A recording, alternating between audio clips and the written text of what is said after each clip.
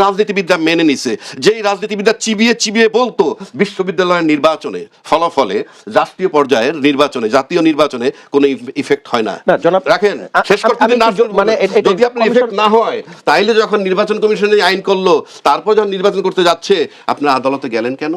তার মানে কি জাতীয় পর্যায়ে নির্বাচন এফেক্ট হয়?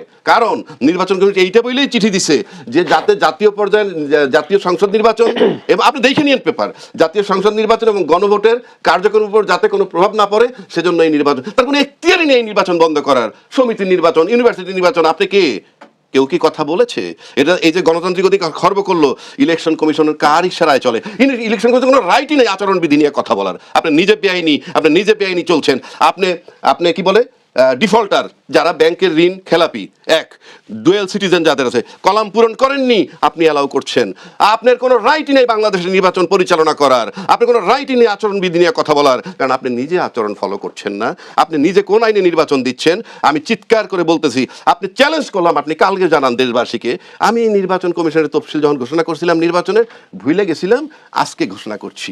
মুক্তিযুদ্ধে ক্যাশ করছে গত 53 বছর যাবৎ আওয়ামী লীগ। আজিজ ভাই আমার সামনে আছে, বলুক।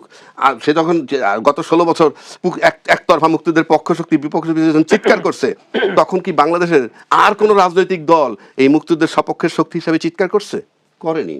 তাহলে in absence of Awami League, আপনি আওয়ামী লীগের টোটাল বয়ানটা যখন আরেকটা দল দখল করে, আমার ধারণাটা কি হবে? একজন সাধারণ লোক হিসাবে কথায় কথায় মানুষ ট্যাগ লাগায়, আমরা আলোচনাটা করছি, সেটাকে তাদের দেওয়া উচিত যে এই যে আলোচনাগুলো করে এগুলো যৌক্তিক কিনা। যৌক্তিক না হলে তারা রিপ্লাই দিবে। আচ্ছা, এখন আসেন, ওখানে কি বলছে? আবু তাহের নাকি, আবু তাহের তো বলছে বিএনপি 3টা এজেন্ডা নিয়ে আসছে ইন্ডিয়ার কাছ থেকে, দাসখত দিয়ে আসছে। কি কি? পুরনো চুক্তি যেগুলো আওয়ামী লীগের সময় করছে সেগুলো কোনোটা বাতিল করা যাবে না, অস্ত্র কিনতে হইলে রাষ্ট্রের জন্য তাদেরকে জানায় কিনতে হবে, আর জামাত এনসিপিকে ধোলাই দিতে হবে, ফাইন। এগুলো বক্তব্য, এগুলা বিএনপির তরফ থেকে চরমভাবে অস্বীকার করা হয়েছে। ইয়েস, আমি জানি না, আমি ওইভাবে বলবো না। ওই ফখরুল ইসলাম আলমগীর সাহেব যেমন বলে দিছে আমেরিকার সাথে আতাত, যেহেতু তাদেরকে কাছে কেউ কৈফিয়ত চাবে না তাই বলে দিল, আমি বলতে পারবো না। কিন্তু আমার প্রশ্ন হচ্ছে এই যে আপনি এই যে কথাগুলো আসছে, তার আগে আনন্দবাজার পত্রিকার যদি 19 তারিখের রিপোর্টটা আমি দেখি, এই যে খালেদা পুত্রের সম্বল দিল্লির বন্ধুত্ব, তাহলে তো অনেক বিষয় আপনি অনুমান করতে পারেন। এখন আসেন এই 3টা বিষয় খণ্ডানো যায় কিভাবে? এই যে চুক্তি বদল হবে না বলছে, কথাটা তুলছে, আমরা কি এটার কাউন্টার জবাব পাইছি?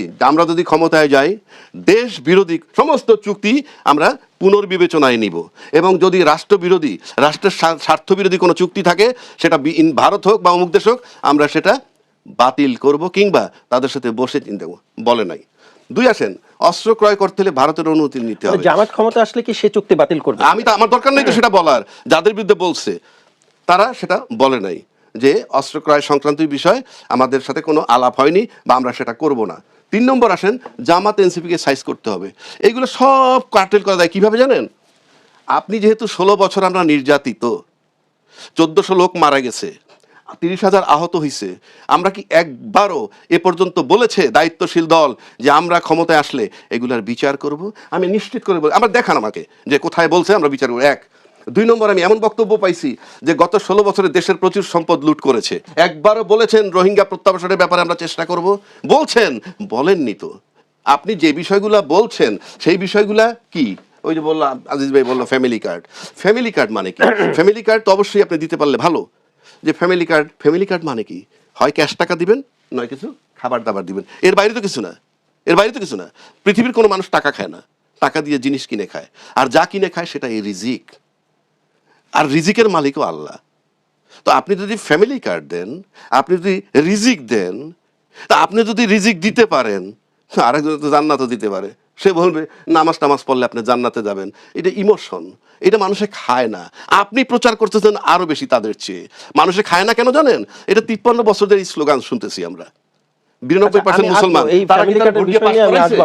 না ভোট দিয়ে পাস করাইছে, আদৌ খায় না। সুতরাং আপনি যদি, আমি জানি না জামাতের দায়িত্বশীল কোনো লোক এটা বলছে কিনা, আমি এটা পাইতেছি তাই বলতেছি যে আপনি যদি একজনের না, আপনাকে যদি এখান থেকে বিদায় দেয়, তাও কিন্তু কোম্পানির কিছু আইন কানুন আছে যে এই কোম্পানির এই আইনের এই অনুচ্ছেদ মোতাবেক আপনাকে চাকরি থেকে বিদায় দেওয়া হইল, নাকি সাদা কাগজ লিখে আপনি বিদায় দিলাম। তো আপনি এটা অভ্যন্তরীণ একটি তাদের নিয়ম অনুযায়ী আইন তো আপনি উল্লেখ করে, তাহলে আপনি আচরণবিধি নিয়ে চিন্তা করতেছেন, আপনি তো টোটাল কোনো আইন ছাড়া নির্বাচন করতেছেন। আপনি আচরণবিধি দেখার কে ভাঙলে কি আসে যায়? আপনি একটা রাষ্ট্র, এটা তামাশার জায়গা না। এখন পর্যন্ত কেউ কমপ্লেইন করে না যে আমরা কোন আইনে নির্বাচন করতে যাচ্ছি। নির্বাচন কমিশন বলেনি, আমি চ্যালেঞ্জ করে দিচ্ছি। আমি নির্বাচন কমিশন চ্যালেঞ্জ করছি, যদি সেদিন ভুলে বলে না থাকেন কালকে সকালে দয়া করে বলেন যে আমরা এই আইনে নির্বাচন দিছি। পারে নাই বলতে, 1 নম্বর। 2 নম্বর আসেন, নির্বাচন শব্দ লেখা থাকলে কি নির্বাচন কমিশন মালিক হয়ে যায় নাকি? আপনি বাংলাদেশের ইতিহাস আমি কোনোদিন শুনি নাই যে নির্বাচনের আগে ইলেকশন কমিশন চিঠি দেয় বিভাগীয় কমিশনারকে এবং ডিসিকে। কি চিঠি দেয়? যে জাতীয় নির্বাচনের আগে অন্যান্য কোনো নির্বাচন আর হবে না। এই এখতিয়ার কি নির্বাচন কমিশনের আছে? আমার বাজারের নির্বাচন কি সে দেখবে? বিশ্ববিদ্যালয় নির্বাচনের দায়িত্ব তার। জাতীয় নির্বাচনের আগে আর কোনো নির্বাচন হবে না, এটা তো সে লিখতে পারবে না। কারণ আপনার তো কোনো ক্ষতি হচ্ছে না। আপনার ডিসি, এসপি, ইউএনও এগুলো কি ব্যবহার হবে? আপনার ইলেকশন কমিশন, আপনি কি ব্যালট ছাপবেন? আপনি কি তাহলে নির্বাচন কমিশন? আসলে বাংলাদেশে চাঁদা বড় সমস্যা নাকি সুশাসনের যে সংকট সেটি বড় সমস্যা? যদি সুশাসন থাকতো তাহলে তো চাঁদা মানে ভিক্ষুকদের যদি কল্যাণ রাষ্ট্র করতে পারতো তাহলে ভিক্ষুকের প্রশ্নই থাকতো না, চাঁদার প্রশ্ন আসতো না। তো এখন 5 আগস্ট পরবর্তী যে রাজনৈতিক কালচার আমরা আশা করছিলাম যে আপনি কি কি অফার করছেন, আগামী রাষ্ট্রটা কেমন হবে, সুশাসন কিভাবে কায়েম করবেন, বাস্তবায়ন করবেন। যেখানে বিএনপির পক্ষ থেকে কার্ড করার জন্য অদা করা হচ্ছে, যাতে কার্ড তারা দেবে, সেটার বিকল্প হিসেবে অন্য রাজনৈতিক দল আরো ভালো কিছু অফার করতে পারে। তা না করে আমি যেটা অফার করলাম সেটাকে হিউমিলিয়েট করা, সেটাকে ছোট করায় মূল টার্গেটে পরিণত হয়ে গেছে। তাহলে কি আগের মতো ব্যবস্থা থাকলো না যে আমি যখন অধিকারের কথা বলবো তখন আপনি রাজাকার বলবেন? হ্যাঁ, ধন্যবাদ আপনাকে। খুব গুরুত্বপূর্ণ কিছু বিষয় এসেছে যে আমাদের আসলে নির্বাচনী এই ক্যাম্পেইনের মধ্যে কি থাকা উচিত। সো এটাই স্পষ্ট যে আমাদের নির্বাচনী ক্যাম্পেইনে থাকা উচিত যে আমি গভর্নমেন্ট ফর্ম করলে আমি জনগণকে কি দিব, কিভাবে রাষ্ট্র পরিচালনা আমি করব, কি পলিসি দিব, আমি কিভাবে রাষ্ট্র পরিচালনা করব, বা আগের তুলনায় আমরা যেটা ছাত্ররা যেরকম বলছিল নতুন বন্দোবস্ত, যে আগের তুলনায় নতুন করে আমি রাষ্ট্রকে কিভাবে গঠন করব। যেটা বলছিলেন আপনি যে নিঃসন্দেহে যে আমাদের নির্বাচনী ক্যাম্পেইনগুলোতে আচরণের মধ্যে অনেক সময় আক্রমণাত্মক আচরণ হচ্ছে, কাউন্টার একজন আরেকজনকে আমি চাই যে আক্রমণ করুক, সে বিতর্ক হোক, সেই বিতর্কের ভাষাগুলো নিয়ে কথা হচ্ছে এখন। কথা না, বিতর্ক ধরেন যদি বিতর্ক তো হবেই, বিতর্ক হবে, বিতর্কের ব্যাপারে কোনো কথা আমাদের নেই। ডিবেট না, ইয়া না, আমাদের কিন্তু যদি হয় যেটা যে ফেসিবাদী স্টাইলে যে অমুক দলের কেউ যদি ভোট চাইতে আসে, মেয়েরা বা ছাত্রী সংস্থার মেয়েরা, জামাতের মহিলারা যদি আসে, পুলিশে দিয়ে দিবেন। যেমন বিএনপি নেত্রী পাপিয়া বলছিলেন যে এদেরকে ধরে রাখবেন, ধরে 999 কল দিয়ে পুলিশে দিয়ে দিবেন। বা আরেকজন বলছে আমরা চাইলে জামাত ঢাকা শহরে নামতেই পারবে না। তো এই ধরনের ল্যাঙ্গুয়েজগুলো আসলে গণতান্ত্রিক আচরণের ল্যাঙ্গুয়েজ না।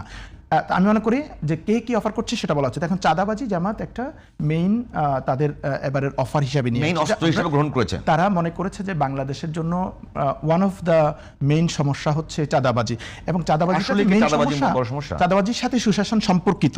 কিন্তু চাঁদাবাজি কিভাবে এই আমাদের পুরো গণতান্ত্রিক ব্যবস্থার সাথে জড়িত হয়ে গেছে যে যদি আপনার যারা নির্বাচিত হয়ে আসছে প্রতিনিধি, তারা যদি সৎ না হয়, তারা যদি নিজ থেকে চাঁদাবাজি বন্ধ করবার উদ্যোগ না নেয়, তাহলে কিন্তু চাঁদাবাজি বন্ধ হবে না। কারণ আপনি জানেন চাঁদাবাজির অর্থনীতি কিভাবে চলে, একদম আমাদের টপ টু বটম।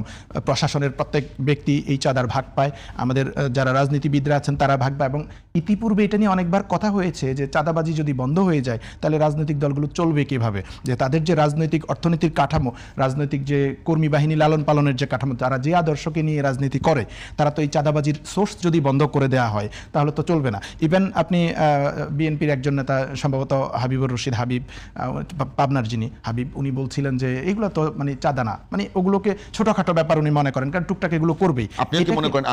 আমি মনে করি না। আপনি খুব বড় মনে করেন কিনা? না, ডেফিনেটলি 5 আগস্টের পরে মানুষের মধ্যে যে প্রশান্তি আসছিল এবং দ্রব্যমূল্যের জায়গায় দ্রব্যমূল্য কমে গেছিল চাঁদাবাজির কারণে। এই যে চাঁদাবাজির কারণে আপনি দেখেন চাঁদাবাজির কারণে কি হয়, ইচ অ্যান্ড এভরি সেক্টরে আপনি হচ্ছে এই চাঁদাবাজির জন্য মানুষের ভোগান্তি হচ্ছে। ট্রান্সপোর্টেশনে আপনি চাঁদাবাজির জন্য মানুষকে বেশি পরিশোধ ভাড়া।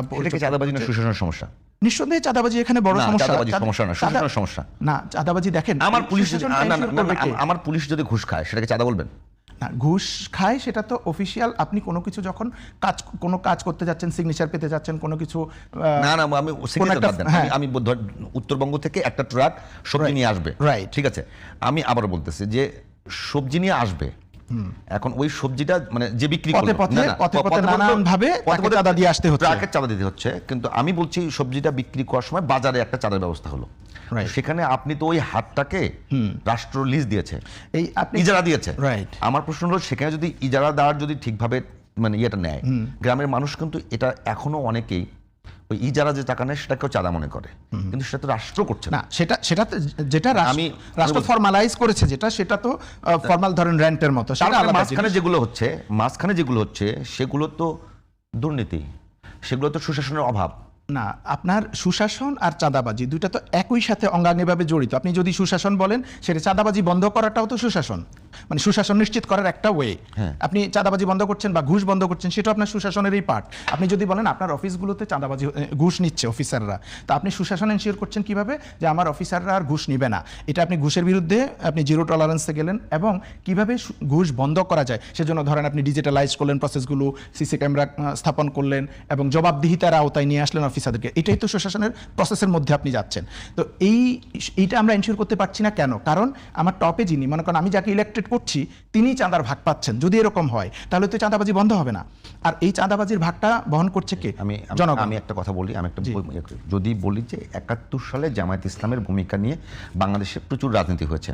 আচ্ছা, ইয়াং জেনারেশন তারা দাবি করছে যে 71-এর যে ভূমিকা জামায়াত ইসলামের ছিল সেটার সঙ্গে আমাদের সম্পৃক্ততা নাই। রাইট। আচ্ছা, এইটা যেমন জামাতের গায়ে খুব লাগে, আপনারা মনে করেন এবং সবাই মনে করে, অনেক আমার সঙ্গে একমত হবেন শরীফ ভাই, যে যারা ইয়াং জেনারেশন তাদেরকে যেভাবে রাজাকার বললে গায়ে লাগছে, তো সেটাকে আপনারা অনৈতিক মনে করেন। প্রশ্ন হলো একটা দলকে, শুধু একটা দলকে না, যে এখন যে এক্সিস্টিং সিস্টেম আছে সেই সিস্টেমে রাজনৈতিক দলগুলো যেভাবে চলে, পুরো দলকে যেভাবে শুধুমাত্র চাঁদাবাজ বলে আখ্যায়িত করা হচ্ছে, এটা কতখানি নৈতিক এবং কতখানি না, জাস্টিফিকেশন? এটার সাথে আমি একমত না যে কোন একটা দলকে চাঁদাবাজ বলা। চাঁদাবাজ ডেফিনেটলি ব্যক্তি। এখন এই জিনিসগুলো হয় কি, যে ধরেন 5 আগস্টের পরে কি হলো, 5 আগস্টের পরে আপনি দেখছেন কারণ বাজারে একজন যুবদল নেতা বলল যে আগে যারা চাঁদাবাজি করতো বা এই বাজারের দেখভাল করতো, ওরা তো চলে গেছে, এখন তো এটাকে কেউ না কেউ দায়িত্ব নিতে হবে। সেই সেখানে তাকে বহিষ্কার করেছে যুবদল থেকে, তো সেই সেখানে দায়িত্ব নিল। তারপর ওটা নিয়ে রিসেন্টলি কারণ বাজারের ব্যবসায়ীদের সাথে যুবদলের মারামারি হয়েছে, এবং সম্প্রতি আপনি দেখছেন মুসাব্বির হত্যার ঘটনায় পুলিশ রিসেন্ট রিপোর্টে বলল চাঁদাবাজির জন্য মুসাব্বির হত্যা হয়েছে। তার মানে চাঁদাবাজিটা কতটা তীব্র, এটাতে শুধুমাত্র জনগণ সাফার করছে তা না, চাঁদাবাজ যারা ধরেন একটা দলেরই বিভিন্ন গ্রুপ চাঁদাবাজি করার জন্য নিজেরা খুনাখুনি করছে। আসলে কি দলের সমস্যা? ওখান থেকে দলের সমস্যা আমি বলছি না, আমি বলছি দলের মধ্যে থেকে দলের সাইনবোর্ডকে ইউজ করেই তো তারা এই চাঁদাবাজিটা করছে। যে সে যখন চাঁদাবাজি করতে যাচ্ছে, সে বলছে আমি অমুক দলের অমুক পদের নেতা, এখন এই নেতৃত্বটা তাকে অ্যালাউ করছে সে এখানে চাঁদাবাজি করার জন্য। এখন যদি আপনি আপনার দলের মধ্যে এই মেকানিজমটা ডেভেলপ করতে হবে, যাতে আমার দলের পরিচয় ব্যবহার করে একটা বিষয় বলতেছি, আমি কেউ চাঁদাবাজি করতে না পারে। আমি আপনার সাথে একমত যে আমরা 5 আগস্ট পরবর্তী যে এটা হবে, যে দোষে দুষ্ট না, তাকে সে দোষ দেয়া সেই যাবে না। দোষে দোষ দিয়ে তাকে আমি অন্ততপক্ষে মানে ছোট করব না, এইটুকু জায়গায় আসতে পারি। আপনি যদি বলেন যে এখনকার 71-এ যারা জন্মই হয়নি তাদেরকে যখন রাজাকার বললে আপনারা খেপে যাচ্ছেন, ঠিক অনুরূপভাবে একটা দলের তৃণমূলের নেতা কিংবা কোনো পর্যায়ের নেতা সে তার প্রভাব খাটিয়ে ওখানে চাঁদাবাজি করছে, পুরো দলকে সেই চাঁদাবাজ হিসেবে প্রতিষ্ঠিত করার যে প্রচেষ্টা, একই হয়ে গেল না? না, দলকে চাঁদাবাজ বলা তো দরকার নাই, দলের যারা চাঁদাবাজি করছে তাদেরকে চাঁদাবাজ বলা। এখন যদি হয় নির্বাচনী ক্যাম্পেইন মূল এজেন্ডা হলো আমি আপনার এটা স্বীকার করব, আমি শুনছি হ্যাঁ, না, জামাতের আমিরের বক্তৃতাটা আমি দেখেছি যে ওনাদের একটা বড় কমিটমেন্ট হচ্ছে যে আমরা ক্ষমতা আসলে চাঁদাবাজি এবং দুর্নীতি বন্ধ করব। সো এইটা তাদের যে তারা যে জনগণকে একটা জবাবদিহিতামূলক রাষ্ট্র উপহার দিতে চায়, এটার কমিটমেন্ট যে আমরা নিজেরা চাঁদাবাজি করব না, চাঁদাবাজি করব না এবং চাঁদাবাজি করতেই দেব না। তাই প্রমাণ বলছে যে একটি দলকে আমরা দেখেছি 71 সালে তাদের ভূমিকা, জামাত বলছে যে আমরা ভিক্ষুকের কাছ থেকেও চাঁদা নেই, এবং আমরা যদি আমাদেরকে বেশি উস্কাবেন না, আমরা যদি বাধ্য করেন তাহলে বাক্সের মুখ খুলতে বাধ্য হব, আমরা ভেতরের সব কিছু প্রকাশ করে দেব। আপনি কিন্তু খেয়াল করেন আওয়ামী আমলের চাইতে নতুন কি পেয়েছেন আপনি? ধন্যবাদ। মাথায় অনেক ধরনের প্রশ্ন আসে, কিন্তু সেই প্রশ্নগুলো আসলে আমরা অনেক সময় তুলতেও পারি না। আমি সব জানি, আমি কিন্তু দেখেছি বলে দিব। আপনি রাজনীতি করতে এসেছেন, আপনার প্রতিপক্ষ যদি কোনো অপরাধ করে আপনি অবশ্যই বলবেন, এটি তো এক ধরনের ব্ল্যাকমেল করা। আমি কিন্তু সব জানি, আমি বলে দিব। এর আগে এই একই ধরনের অভিযোগ এসেছিল উপদেষ্টাদের টেলিফোন আলাপ আমাদের কাছে আছে। সরকারি মন্ত্রী যারা, তাদের টেলিফোন আলাপ আপনার কাছে টেপ কিভাবে যায়? আপনি কি সরকারের কাজে গোয়েন্দাগিরি করছেন? পৃথিবীর অন্য কোনো দেশ হলে এটি নিয়ে আলোচনা হতো, সমালোচনা হতো এবং রাজনীতি উত্তপ্ত হতো, আমাদের এখানে হয়নি। আপনার মনে আছে নিশ্চয়ই? কয়েকজন উপদেষ্টার ফোন আলাপ আমাদের কাছে আছে। আপনি তো সরকারে নাই, এই ফোন আলাপ আপনার কাছে কিভাবে যায়? একটা রাজনৈতিক দল কি সরকারের কর্মকাণ্ডের উপরে গোয়েন্দাগিরি করতে পারে? নাম্বার 1। নাম্বার 2 হচ্ছে যে আপনার কাছে আমি কিন্তু অনেক কিছু জানি, আমি কিন্তু বলিনি। তো আপনি যদি জানেন আমি যে প্রশ্নটা করেছিলাম, তাহলে আপনি তাদের কাছে আবার কেন গিয়ে বলছেন যে আসেন আমরা একসাথে সরকার গঠন করব, একসাথে দেশ চালাবো? এই কথা বলছেন, আবার বলছেন আমি কিন্তু সব বলে দিব। যখন আপনাকে মনে হচ্ছে যে আপনাকে অ্যাটাক করছে, আপনাকে আক্রমণ করছে, তখন আপনি বলছেন যে আমার কাছে অনেক কিছু আছে, আমি জানিয়ে দেবো পাবলিককে। এটা তো এক ধরনের ব্ল্যাকমেল করা। আমরা আলোচনাটা যেখানে হওয়া উচিত ছিল, এই যে গতকালকে বিএনপি কার্ডের কথা বলেছে, দুর্নীতির বিষয়ে। আচ্ছা, দুর্নীতি আপনি কোন কোন দুর্নীতিবাজকে ধরবেন যারা আপনাদের সঙ্গে আছে? গত কয়েক মাস আগে সংস্কৃতি উপদেষ্টার বিরুদ্ধে দুর্নীতির অভিযোগ তুলে শিল্পকলার ডিজি পদত্যাগ করেছিল, মনে আছে নিশ্চয়ই? শিল্পকলার ডিজি পদত্যাগ করেছিলেন এবং বলেছিলেন যে সংস্কৃতি উপদেষ্টা দুর্নীতি করে, আমি সেই কারণে পদত্যাগ করছি। আমাদের স্থানীয় সরকার উপদেষ্টা যিনি ছিলেন সজীব ভুইয়া, তার সম্পর্কে অনেক কথা আছে, সোশ্যাল মিডিয়ায়, মেইন স্ট্রিমের মিডিয়ায় অনেক প্রশ্ন এসেছে। এই সরকারের অনেকেই নানা রকমের দুর্নীতির সাথে জড়িত এবং সরকার প্রথম যে ডিজাস্টারটা হয়েছিল ডিসি নিয়োগের ক্ষেত্রে, সরকার একটা তদন্ত কমিটি করেছিল, 15 দিনের মধ্যে রিপোর্ট দিবে, 2024 সালের অক্টোবর মাসে, এখন পর্যন্ত রিপোর্ট দেয়নি। আপনি কি তাদের দুর্নীতি ধরবেন নাকি কেবলমাত্র আমলাদের দুর্নীতি ধরবেন? যদি ধরেন তাহলে এদের তো অনেকেই আপনাদের সঙ্গে আছে। এই যে সমন্বয়কদের বিরুদ্ধে যারা ছিলেন, তাদের বিরুদ্ধে দুর্নীতির অভিযোগ আছে না? তো তাদেরকে তো আপনি সাথে নিয়েছেন। আপনি এই যে জায়গা, এক এক জায়গা যেখানে আপনার সুবিধা হচ্ছে আপনি সেখানে অ্যাটাক করছেন। সালাউদ্দিন আহমেদ যখন কক্সবাজার যান, তার গাড়ি বহরে 2টো গাড়ি ছিল এস আলমের গাড়ি।